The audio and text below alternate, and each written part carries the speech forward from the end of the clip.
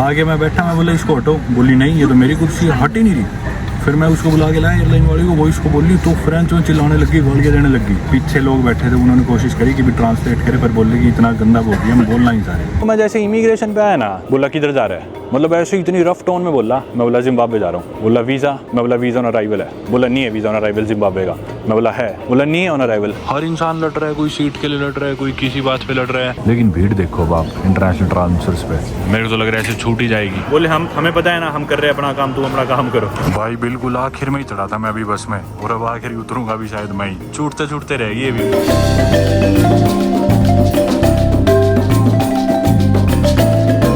दोस्तों, Australia trip खत्म होने के बाद आप सभी का एक बार फिर से स्वागत करता हूं एक नई वीडियो में, एक नए ट्रिप की शुरुआत के लिए दिल्ली के इंदिरा गांधी एयरपोर्ट से। इतनी भयंकर भीड़ हो रखी है, आप एयरपोर्ट पे देख ही सकते हो। आए भी था वैसे रात का समय, ठंड का टाइम है, और रात को सड़कों पे इतनी भीड़ नहीं थी, पर एयरपोर्ट पे इतनी भयंकर भीड़ हो रखी है भाई। जाने अपन कहाँ लग रहे हैं? अपन जाने लग रहे हैं दोबारा अफ्रीका। जी हाँ, 2024 में मैंने अफ्रीका इतना ट्रैवल कर लिया था कि फाइनली मैंने सोच लिया था कि अब मैं अफ्रीका नहीं जाऊंगा कुछ टाइम तक। लेकिन क्या करें यार, अफ्रीका में देश ही इतने सारे, 54 देश है अफ्रीका कॉन्टिनेंट पे, और जिसमें से मेरे सिर्फ 19-20 हुआ है, तो दोबारा जाना ही पड़ेगा। तो अफ्रीका में अपन काफी जगह जा चुके हैं ऑलरेडी। पहले गए थे अपन नॉर्थ अफ्रीका में, मोरक्को घुमा था। उसके बाद वेस्ट अफ्रीका तो अपन पूरा घूम चुके हैं। ईस्ट अफ्रीका में मैं सिर्फ इथियोपिया और सोमालिया गया था, और साउथ अफ्रीका में तो अपन अभी गए नहीं। तो अब की बार मैं जाने वाला हूँ ईस्ट अफ्रीका। ईस्ट अफ्रीका की एक कंट्री जिम्बाब्वे। जी हाँ, में से काफी लोग जिम्बाब्वे को उनकी क्रिकेट टीम की वजह से जरूर जानते होंगे, इंडियंस। हालांकि पहले उनकी टीम काफी अच्छी होती थी, अब इतनी दिखती नहीं। उनका एक प्लेयर भी था एंडी फ्लावर्स, जो मेरे को याद है, पर हालांकि वो तो गोरा था। मोस्टली लोग हालांकि जिम्बाब्वे में अफ्रीकन ओरिजिन के होते हैं, और जिम्बाब्वे एक लैंडलॉक्ड कंट्री है। Botswana, South Africa, Zambia, Mozambique, इन सब कंट्री से सराउंडेड है, और ज्यादा इन्फॉर्मेशन हम उधर जाके जानेंगे। लेकिन अभी मेरी फ्लाइट के लिए चलते हैं अंदर। 2 घंटे से कम बचे हैं मेरी फ्लाइट में। यहाँ से मेरी फ्लाइट है एडिस अबाबा की, इथियोपिया की, और एडिस अबाबा से फिर मेरी अगली फ्लाइट है जिम्बाब्वे के विक्टोरिया फॉल्स एयरपोर्ट की। जिम्बाब्वे की कैपिटल तो हालांकि हरारे है, लेकिन हम जा रहे हैं विक्टोरिया फॉल्स एयरपोर्ट, जैसा कि मैंने बताया। और विक्टोरिया फॉल्स, जो कि दुनिया के सबसे बड़े वाटरफॉल्स में से एक है, ये 2 कंट्रीज में पड़ता है एक्चुअली, जाम्बिया और जिम्बाब्वे। लार्जेस्ट और कैपिटल सिटी तो है हरारे, जैसे मैंने बताया। सेकंड लार्जेस्ट है बुलावायो। तो बुलावायो से फिर भी नजदीक होंगे विक्टोरिया फॉल्स एयरपोर्ट, वहां से भी, लेकिन फिर भी काफी घंटे दूर है। मेरे ख्याल 5-6 घंटे हम बुलावायो से भी दूर होंगे। पर एनीवे, चलते हैं, चेक इन करते हैं और फ्लाइट में बैठते हैं, लेट हो रहे हैं। 2:25 वाली Victoria Falls Air India, sorry हाँ, पहले तो एडिस अबाबा जाएगी। इथियोपियन एयरलाइंस के साथ है ये। ET 687 डी काउंटर पे। चलो, ये सही, हाथी और हाथी का बच्चा लगा दिया है। वो रही सामने इथियोपियन। कई बार सफ़र कर चुका अब तो मैं इथियोपियन से वैसे। चलो, इतनी भीड़ तो नहीं है, सही है।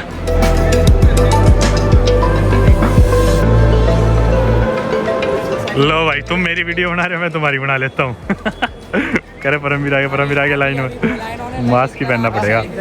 चलो मित्रों, बोर्डिंग पास तो ले लिया। खैर इनका हर बारी का ही है, डोमेस्टिक है तो इंटरनेशनल चलना। चलो उधर चलते हैं, बताऊंगा एक बार। तो चलते हैं यहाँ से, अंदर घुसते हैं। यार इंटरनेशनल गेट्स पे तो बहुत भीड़ है। वैसे तो ई गेट्स आ गए अपने इंडिया में, पर उसकी परमिशन लेनी पड़ती है नहीं मेरे पास। वो अप्रूवल आने में बहुत टाइम लग जाता है ई गेट वाले के, और मेरे ख्याल से पता भी नहीं स्टाफ को भी चल रहा है या नहीं चल रहा। मेरा दोस्त रिसेंटली गया था अभी नवांकुर। अजीब ही पड़े भाई अपने इमिग्रेशन वाले भी। हो गया वैसे तो सब, 1 घंटा है अभी फ्लाइट में। ड्यूटी फ्री से निकल के गेट की तरफ चलते हैं, और वहाँ पे थोड़ी सी बात करते हैं आपके साथ। 15 है अपना गेट, 1 से 26 इधर। चलो,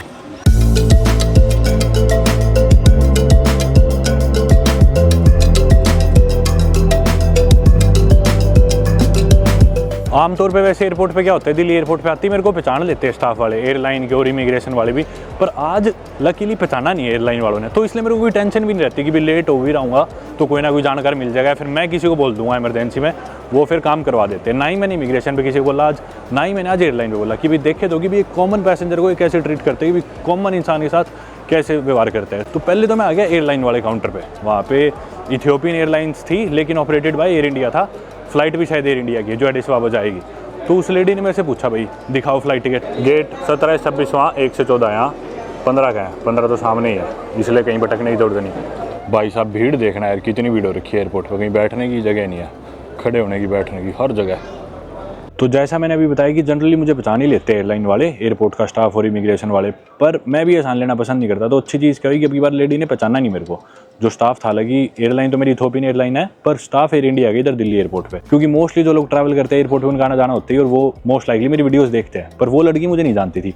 और मेरा दोस्त नवांकुर है, यात्री डॉक्टर, मतलब मेरे से भी ज़्यादा घुमा है, मेरा बेस्ट फ्रेंड ही है। वो ठीक बात कहता है कि ना दिल्ली एयरपोर्ट पे स्टाफ की ट्रेनिंग नहीं हो रही, उन्हें पता ही नहीं क्या चीज़ कैसे है, और ऊपर से इतने सारे लोग आते हैं। अब हमें तो पता है, हम उनसे बात कर सकते हैं, बहस कर सकते हैं, हमें चीज़ें पता है अभी ट्रैवल से रिलेटेड, और एक आम आदमी को तो कुछ समझते ही नहीं। अब मेरा नंबर है उसके पास, उसने पासपोर्ट देखा, टिकट देखी, बोली कि भाई फाइनल डेस्टिनेशन क्या है। मैं बोला जिम्बाब्वे। चलो अच्छी बात थी, उसे पता था कि जिम्बाब्वे का वीज़ा ऑन अराइवल है इंडियंस के लिए। वीज़ा का उसने पूछा तो मैं बोला जिम्बाब्वे जाके वीज़ा ऑन अराइवल लूँगा, उसे पता थी, चलो अच्छी बात ही है।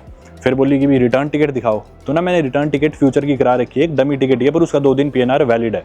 न्यूयॉर्क से दिल्ली करा रखी है मैंने, और मैंने जान करके ऐसी जगह से कराई कि भी ताकि उनको लगे कि अगर ये अमेरिका जा सकते हैं तो इंडिया आई जाएगा, इसके पास US वीज़ा होगा।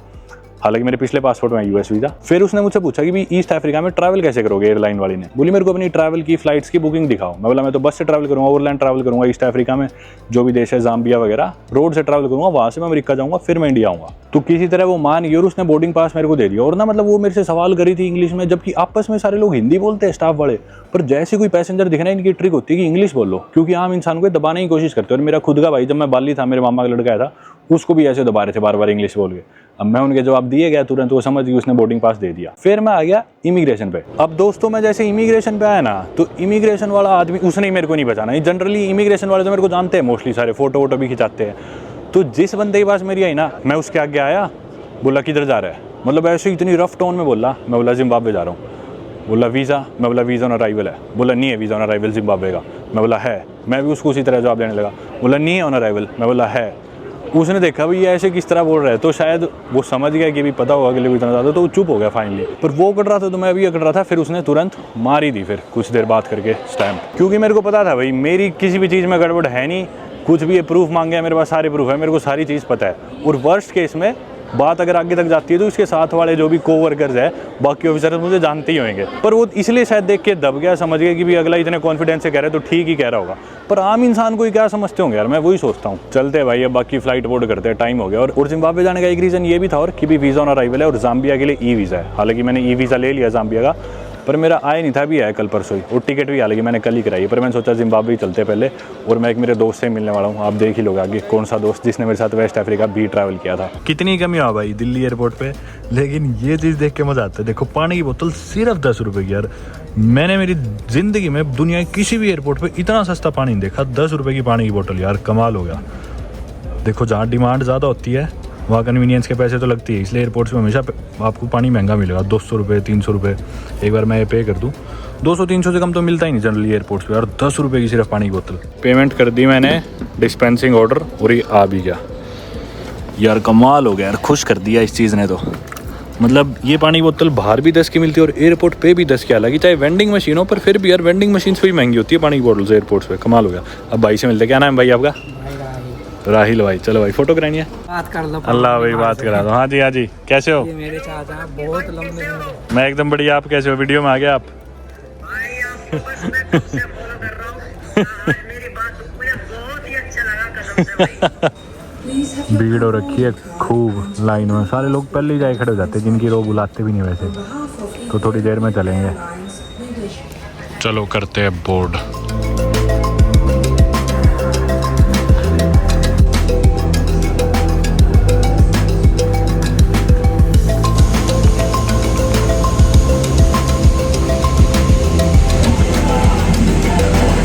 भाई सीट का रोड़ा हो गया था, अभी आधे घंटे चले ही नहीं लोग, किसी और की सीट पे बैठ गए एग्जिटर पे। बोले हमारे तो घुटनों में दर्द हो रहा, हट ही नहीं रहे थे। बड़ी मुश्किल से आगे स्टाफ ने हटाया, अब रास्ता खुला है। फ्लाइट के टाइम से भी लेट हो गए। मेरी भी खिड़की वाली और कोई और बैठा है मेरी पे भी, अभी देखते हैं। तो भाई ये थी मेरी कुर्सी जिस पे आप साफ साफ देख सकते हो 33L लिखा है, और L है खिड़की वाली सीट, ठीक है। अब यहाँ पे आगे बैठी थी एक और ही औरत, मैं इसे आगे बोला कि उठ जाओ ये मेरी सीट है, उठी नहीं, बहस करने लगी मेरे साथ।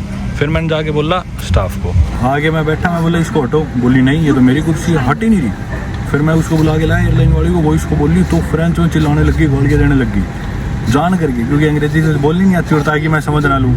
अब इथोपियन एयरलाइन है, स्टाफ भी इनका अमहरिक बोलते हैं, जो इथोपिया की भाषा है, फ्रेंच थोड़ी बोलते हैं वहाँ, वेस्ट अफ्रीका की मोस्टली कंट्री में बोलते हैं। आगे चिल्लाने लगी, गालियाँ देने लगी, पता नहीं क्या, मैं तो समझ में नहीं आई। अब पीछे लोग बैठे थे, उन्होंने कोशिश करी कि भी ट्रांसलेट करे, पर बोले कि इतना गंदा बोल दिया, हम बोलना ही चाह रहे और हटे ना। फिर एयरलाइन वाले आ गए, इन्होंने उसको बोला, तब जाके किसी तरह हटी और अब भी चिल्लाने लगी जैसे पता नहीं इसके बाप की सीट है, इसके बाप का प्लेन है, पता नहीं क्या समझ रही है कुछ। इतना मैं तो ले लेती, बिजनेस क्लास ले लेती, इतनी औकात देती तो जो इतना चिल्ला रही है। तो मेरे साथ में बैठी है यही है।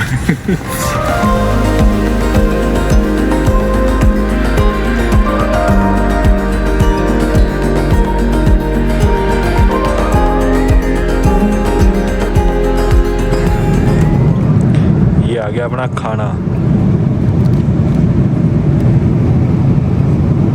और वो भूख को भी दे दिया।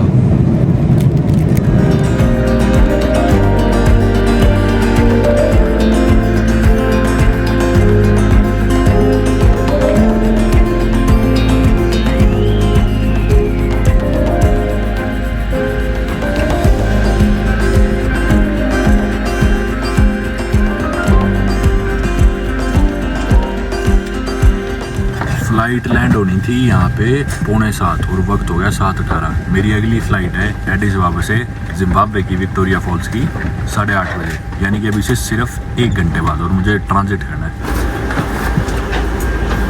चोर तो चलेगी ऑलरेडी, पता नहीं कौन से देश की। वैसे यार हर बार एक्सपीरियंस तो मेरा बेकार ही रहता है इथोपियन एयरलाइन के साथ।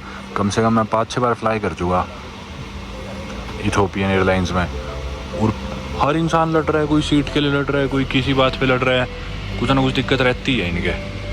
पैसेंजर्स भी सारे ऐसे ही आते हैं।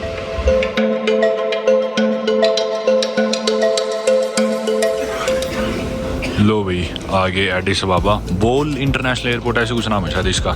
इधर भी मैं 5 बार आ चुका मेरे ख्याल से इस एयरपोर्ट पे। पिछली बार मैंने इथोपियन एयरलाइंस ली थी जब मैं वेस्ट अफ्रीका से वापस इंडिया गया था, नवंबर 2023 की बात है। तो मेरी फ़्लाइट थी गिनी कंट्री से, कोनाक्री से शायद वागाडुगू बुर्किना फासो होते हुए, फिर एडिस अबाबा, फिर एडिस अबाबा से दिल्ली। तब भी मैंने इनका इंटरनेट पैकेज खरीदा था पूरी फ्लाइट का, $25 का आता है, क्योंकि $25 पे करो और आपकी अगली फ़्लाइट में भी आपका इंटरनेट फ्री होता है, आप वाईफाई चला सकते हो प्लेन में। पर वो काम ही नहीं करा, मैंने $25 पे करे और वो काम ही नहीं करा। मैंने कैबिन क्रू को बताया भी, पर कोई फ़र्क नहीं किसी का। इसलिए अभी बार मैंने सिर्फ 1 घंटा खरीदा था, बीच में जब मेरा मन करा थोड़ी देर इंटरनेट चलाते, वो फिर भी सस्ता पड़ा, वो $5 का 1 घंटा होता है, और $25 इंस्टेंट पूरी फ्लाइट के धरने के पे करो, और फिर वो चले ना तो सारा नुकसान है। तो पिछली बार ये एक्सपीरियंस था। उससे पहले भी खाने की दिक्कत, कभी कुछ दिक्कत ऐसी है, लोग शोर मचाते रहते हैं, और मतलब ना थोड़ी इसी तरह के लोग आते हैं, मैंने देखे हैं इस फ्लाइट में हमेशा कुछ ना कुछ दिक्कत होती है। अब मेरे को करना है ट्रांसफ़र अपनी अगली फ़्लाइट के लिए, और अगली फ़्लाइट 1 घंटे में उड़ जाएगी। आई एम श्योर 10-15 मिनट में उसकी बोर्डिंग भी शुरू होने वाली है, और क्या पता शुरू हो भी चुकी हो। लेकिन भीड़ देखो अब आप इंटरनेशनल ट्रांसफर्स पे, मेरे को तो लग रहा है ऐसे छूट ही जाएगी। उधर तो भाई नंबर ही नहीं आना था, मैंने एयरलाइन वालों से बात करी और बिज़नेस क्लास की लाइन में आ गया ताकि जल्दी से नंबर आ जाए, वरना तो छूट जाती उधर। तो पहले तो बाहर ही इतनी भीड़ थी, और ये देखो अंदर भी कितनी भीड़ है इकोनॉमी क्लास वालों के लिए, मतलब रेगुलर पैसेंजर्स के लिए। हूँ तो मैं भी इनमें से ही है कि, लेकिन छूट जाती मेरी तो फ्लाइट अगर ऐसे लगे रहते तो। भाई बड़ी मुश्किल से फारिग हुए यहाँ पे भी, बिज़नेस क्लास वाली लाइन में भी वैसे बहुत ही अनऑर्गेनाइज था, मैनेज सा था। बाथरूम यूज़ करने गया था, भी बोले ये बंद है, ऊपर जाओ, ये काम नहीं कर रहे। ये ऊपर इंटरनेशनल डिपार्चर B7 है मेरा गेट जो है।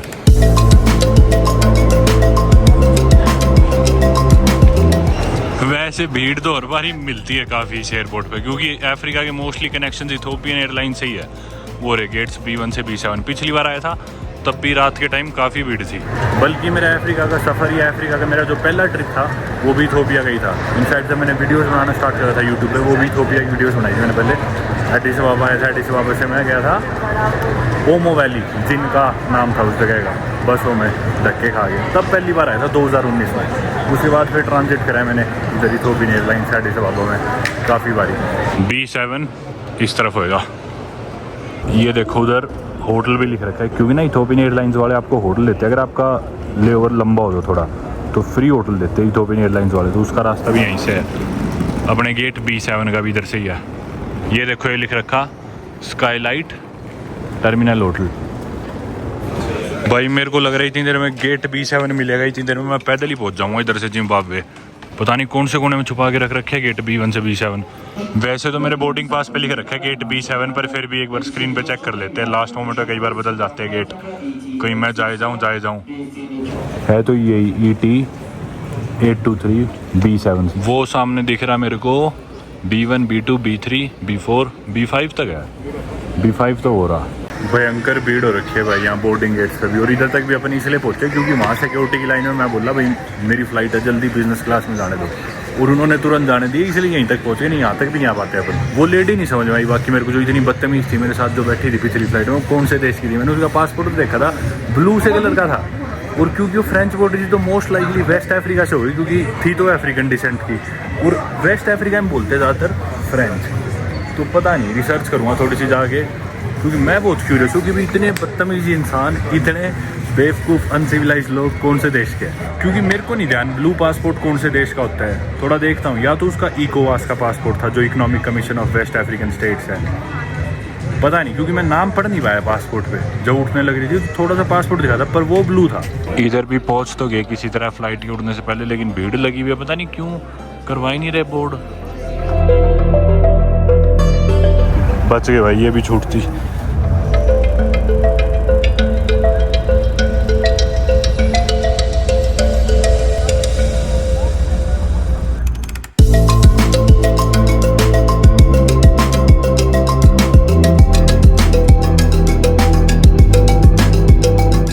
बिल्कुल आखिर में ही चढ़ा था मैं अभी बस में, आखिरी में ही था, और अब आखिरी उतरूंगा भी शायद मैं ही। छूटते छूटते रह गई भी, मैं बाथरूम चला गया था और बोर्डिंग इतनी देर में पूरी हो गई थी, फिर मैं लाइन तोड़ के भाग के गया। सारे टूरिस्ट ही है जो जा रहे विक्टोरिया फॉल्स, मेरे को जिम्बाब्वे के तो लोग दिख ही नहीं रहे।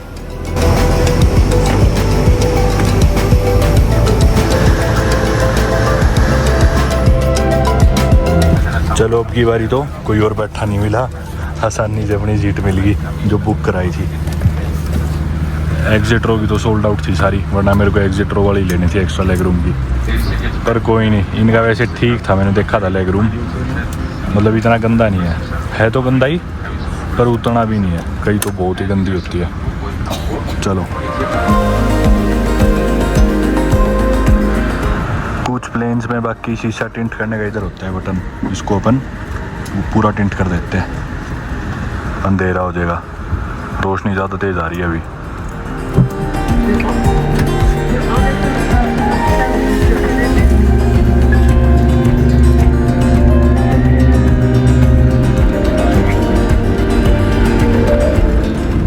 पहली चीज़ तो फ्लाइट में ऊपर से पानी टपक रहा है, ये देखो। आप टेक ऑफ भी कर लेते हैं पानी में भीगते भीगते।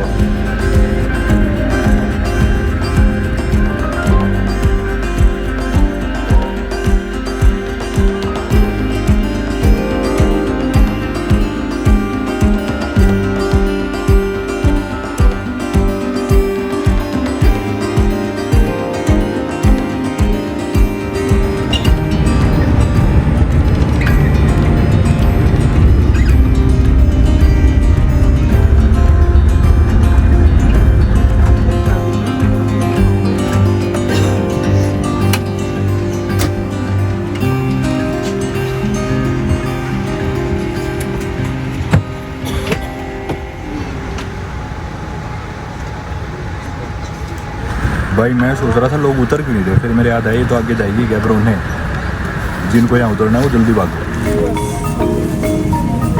मेरी आदत तो है आखिरी में जाने की, पर कोई उतर ही नहीं रहा था, फिर ध्यान आएगी तो आगे और जानी है फ्लाइट। ये लो भाई, वेलकम टू जिम्बाब्वे। ये रे बाकी मेंबर सारे पहले उतर गए थे विक्टोरिया फॉल्स वाले। चलते हैं, वीज़ा ऑन अराइवल लेते हैं, पहुँचते हैं। एक हॉस्टल बुक कराया मैंने। यहाँ पे फिर भी टूरिस्ट दिख रहे हैं, वेस्ट अफ्रीका में तो टूरिस्ट दिखते ही नहीं थे। पहले तो ये फॉर्म दे दिया भाई इन्होंने, फॉर्म भरो, इसके बाद फिर सिंगल डबल एंट्री जो भी लेना है वीज़ा का वो करना है, भरते दो, पता नहीं क्यों दे दिए। बर्ली डिक्लेरेशन वीज़ा लेते हैं अब। वीज़ा ऑन अराइवल ले लिया और देखो अपना बैग किस तरह पटक रखा है, सारे जा चुके, अपने को इतनी देर लगी क्योंकि वीज़ा कुछ ही कंट्रीज़ को चाहिए था यहाँ का। एग्जिट, अपने इंतज़ार में तो कोई नहीं आया होगा अनफॉर्चुनेटली, बाहर निकल गई, तलाशना है कुछ ना कुछ शहर पहुँचने के लिए। ये कुछ एयरपोर्ट के अराइवल डिपार्चर कुछ कह लो, कॉमन एंट्रेंस हॉल्स है ये, एग्जिट हॉल्स। और इधर है रेंट कार वगैरह के, क्योंकि लोग ना यहाँ पे गाड़ी भी रेंट लेके जाते हो। देखो यूरोप कार रहा, नामीबिया वगैरह आसपास के ईस्टर्न अफ्रीका ट्रैवल करते हैं। यहाँ पे लोग खड़े हैं बाहर, वो जिंगलाला से खड़े हैं स्वागत में कुछ। एक सिम कार्ड तो ले ही लेते हैं यार। ये कौन सी है? एक बारी बैठ के पहले तो मैं आपको बताता हूँ कि भी क्या हुआ एयरपोर्ट पे, इमिग्रेशन पे क्या हुआ, और सारी कहानी सुनाता हूँ। तो एयरपोर्ट पे लैंड हुए जैसे ही मैंने आपको बताया कि फ़्लाइट आके जानी थी गैब्रोने। वैसे स्वागत है आप सभी का 104वीं कंट्री मेरी में, जिम्बाब्वे में। एनीवे, तो लैंड हुए, फ़्लाइट आके जानी थी गैब्रोने। मैं किसी तरह उतरता हूँ, थोड़ा लेट उतरता हूँ, लेकिन फिर मैं चला जाता हूँ सीधा वीज़ा लेने के लिए। एयरपोर्ट पे वाईफाई था, पर वाईफाई काम नहीं कर रहा था इनके एयरपोर्ट का। मैं लाइन में लगा रहता हूँ। एक हेल्थ स्क्रीनिंग थी, उन्होंने मेरे से पूछा कि भी आप इथोपिया में आपने बस ट्रांजिट करा था या फिर आपने रात भी बिताई थी इथोपिया में। मैं बोला बस ट्रांजिट करा था। तो बोले जाओ। फिर जिन लोगों ने रात बिताई थी उनकी शायद अलग से स्क्रीनिंग वगैरह कर रहे होंगे, मलेरिया पता नहीं येलो फीवर का कुछ मांग रहे होंगे। एनीवे, वो पार हुआ। फिर उसके बाद वो हेल्थ डिक्लेरेशन फॉर्म दिया वीज़ा के लिए, वो मैंने भरा। उसके बाद उन्होंने मेरे से पूछा कि तुम्हें सिंगल एंट्री वीज़ा चाहिए डबल एंट्री। मैंने पूछा रेट क्या है, तो बोले सिंगल एंट्री है $30 का और $15 एक्स्ट्रा दोगे तो डबल एंट्री वीज़ा मिल जाएगा $45 का। तो मैंने सोचा $15 का ही फ़र्क है, $45 का ले लेते हैं। हालांकि अगर आप बॉर्डर से क्रॉस करोगे, ओवरलैंड आओगे जिम्बाब्वे में, तो मेरा दोस्त आए कल ही, उससे $20 एक्स्ट्रा मांग रहे थे, जबकि एयरपोर्ट पे $15 ही एक्स्ट्रा है, यानी कि $5 एक्स्ट्रा मांगे गए बॉर्डर पे, जो कि मोस्ट लाइकली घूस है, यानी कि रिश्वत। बाकी एक दो और दोस्तों से भी सुना है मैंने कि ना बॉर्डर पे इनके जिम्बाब्वे की इमिग्रेशन ऑफिसर्स थोड़े रहते हैं करप्ट। बाकी एक इनका काजा वीज़ा भी होता है, जिसमें आप जिम्बाब्वे और जाम्बिया दोनों देशों में बार बार आ जा सकते हो। और विक्टोरिया फॉल्स जो है ये दोनों देशों में पड़ता है, जैसे मैं आपको बता चुका। तो काफ़ी लोग कभी उसे जिम्बाब्वे की साइड से देखते हैं, कभी जाम्बिया की साइड से, तो उनके लिए काजा वीज़ा सही है। वो $50 का था। पर मेरे पास ऑलरेडी जाम्बिया का भी डबल एंट्री वीज़ा है, मेरा उनका ये वीज़ा आ चुका था, तो मैंने डबल एंट्री वीज़ा ही जिम्बाब्वे का भी ले लिया, ताकि अगर मेरे को भी जाके वापस आना हो तो मेरे पास वो ऑप्शन रहे। और एक लेडी थी मेरे साथ में ही, उसको काजा वीज़ा चाहिए था, लेकिन उसे डबल एंट्री वीज़ा दे दिया। और वो बोल भी रही है कि मुझे नामीबिया जाना है, रोड ट्रिप करनी है, मैं वापस आऊँगी। ये वो बोल रहे हम ऑफिसर है, हमने आपको ठीक ही दिया। और उसकी मदद के लिए मैं भी बोला कि ये जाम्बिया कैसे जाएगी, वहाँ पे मांग लेंगे इससे वीज़ा, ठीक है यहाँ पे तो आ जाएगी, डबल एंट्री दे दिया आपने, पर ये जाम्बिया कैसे घुसेगी। बोले हमें पता है ना, हम कर रहे हैं अपना काम, तुम अपना काम करो। मतलब उस बेचारी लड़की ने काजा वीज़ा मांगा था, उससे पैसे भी ले लिए, लेकिन वीज़ा उसे दिया डबल एंट्री जिम्बाब्वे का। जाम्बिया का वीज़ा उसमें इंक्लूडेड नहीं है। काजा देते तो उसमें वो जाम्बिया बिना वीज़ा के जा सकती थी, तो बेचारी परेशान सी थी। ऐसे ही है इनका। बाकी जो यूरोपियन ट्रैवलर्स थे वो ठीक रह गए, बल्कि उनकी अलग लाइन थी वीज़ा फ्री एंट्री जिन नेशनलिटीज़ की थी, तो वो सारे सीधा उस लाइन में लगे और बिना वीज़ा लिए आगे। कुछ ही देशों को चाहिए था वीज़ा, पर उनके लिए वीज़ा ऑन अराइवल था, जैसे अपन थे। अपना पासपोर्ट थोड़ा कमज़ोर ही है, तो मेरे से तो एक दो सवाल जवाब भी कर रहे थे इमिग्रेशन पे। बाकी किसी से मैंने करते नहीं देखा उन्हें। मेरे से पूछ रहे थे कहाँ रहोगे, कब जाओगे, किस लिए आए हो, तो फिर यही है। पर ठीक है, चलो वो भी अपना काम कर रहे थे। अब हो गए अपन यहाँ से फ्री। और दोस्तों इस वीडियो को हम रखते हैं यहीं तक। यहाँ से अब हम एक सिम कार्ड लेंगे, टैक्सी तलाशेंगे, यहाँ से शहर पहुँचेंगे, शहर जाके मेरे हॉस्टल में घुसेंगे, चेक इन करेंगे, मेरे दोस्त से मिलेंगे और शायद आज ही विक्टोरिया फॉल्स को एक्सप्लोर करेंगे। तो वो वाला सारा पार्ट आप देखोगे अगली वीडियो में। मिलते हैं अगली वीडियो में।